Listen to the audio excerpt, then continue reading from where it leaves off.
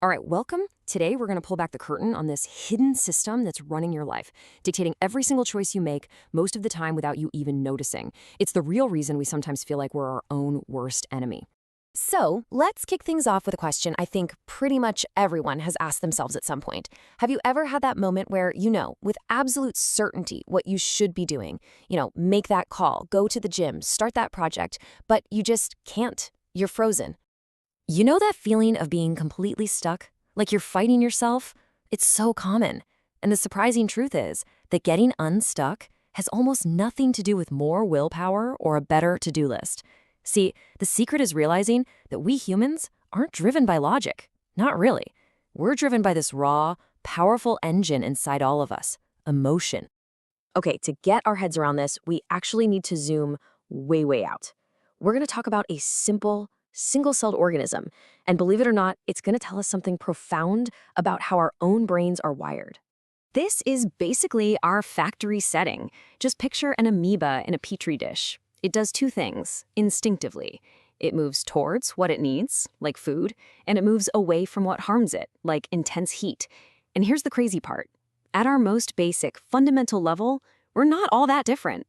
We are constantly and unconsciously programmed to move toward good feelings and run away from bad ones. It's Survival 101. So these forces, this internal compass that's always pointing us somewhere, what are they? Well, there are values. And understanding your values is the key to unlocking basically everything. And they come in two very distinct flavors. Think of it like this. On one side, you've got your towards values. These are the positive feelings, the emotional states we're always chasing, the things we'll do almost anything to get more of. And then on the other side, you have away from values. These are the nasty feelings we'll do anything to avoid, the pain we're constantly running from. It's a nonstop push and pull. And these values are things we all recognize, right? Our towards values might be success, happiness, freedom, love. And the away from ones? Oh, yeah, rejection, embarrassment, fear, failure. Just look at this list.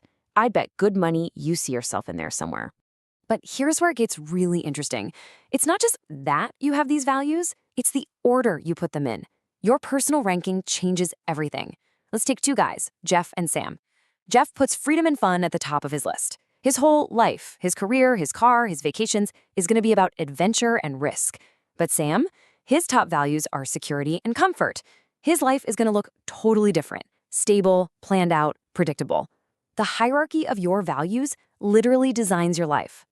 Now, here's a trap a lot of us fall into. We confuse the thing we're chasing with the feeling we're actually after.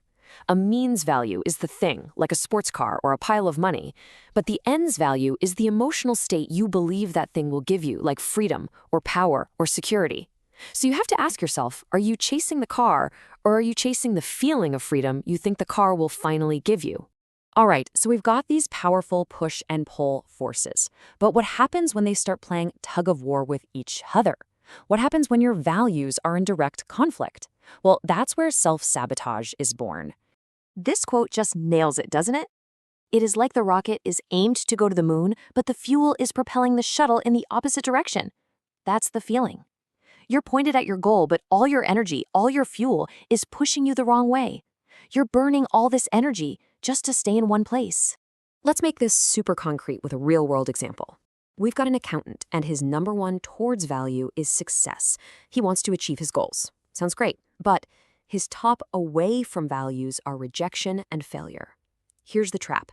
To get new clients, to achieve that success he wants, he absolutely has to risk rejection. But his fear of that pain, that rejection, is actually a higher priority for his brain than his desire for success. So he's paralyzed. He does nothing. Okay, but here's the real game changer. This is the big aha moment. The values you have right now, the ones that might be holding you back, they are not set in stone.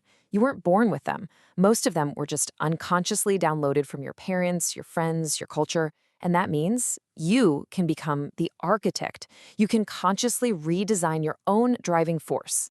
And I want you to get this. This isn't just a small tweak. This is seismic. The moment you change your values, you instantly change how you make decisions, how you act, and because of that, you change the entire trajectory of your future. This is like upgrading the entire operating system of your brain. So how do you actually do it? Well, one of the most powerful moves is to just redefine a word. Let's take failure. If your brain's rule is failure equals not reaching my goals, then every attempt is terrifying, right? But what if you rewrite that rule? What if failure now means simply giving up? All of a sudden, not hitting the target isn't failure anymore. It's just feedback. The only way to fail is to quit. That one little shift turns paralysis into fuel. And when you get this right, you create what's called the propulsion effect. This is the holy grail. It's when you align your values so they're not fighting anymore. They're working together, pushing and pulling you in the exact same powerful direction. Imagine moving toward success while you're also running away from procrastination. Suddenly, taking action feels almost automatic. Okay, so this is exciting stuff. You've designed a new, empowering set of values. But how do you make it stick? How do you actually install this new software into your brain so that it becomes your new default setting? Well, there's a process for that. There are 4 key steps to really weld this into your DNA. First up, you gotta commit publicly. Tell people about your new values. That accountability is huge. Second, you have to stay in constant touch with them. Write them down, put them on your mirror, read them every single day. Third, you have to charge them with emotion. Visualize what it will feel like to live by these new rules. Feel the pleasure. And finally, and this is the big one, you have to live by them. Start making conscious choices and taking new actions based on your new priorities. That's how you overwrite the old code. So it really all boils down to this. Your past, up until this very moment, was designed by a set of values you probably never even consciously chose. But your future? That's a different story.